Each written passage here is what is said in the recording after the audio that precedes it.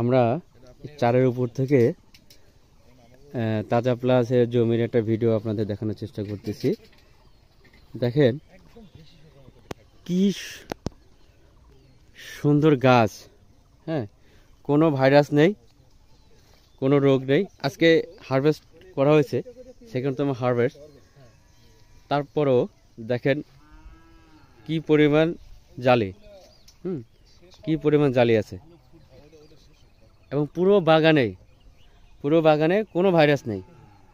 আমাদের প্রতিশ্রুতি ছিল ভাইরাস মুক্ত উচ্চ ফলনশীল যা তাজা প্লাস, এবং আমরা সেটা দিতে পেরেছি, এবং এটা পরীক্ষিত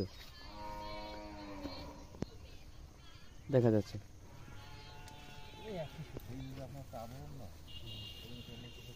আমরা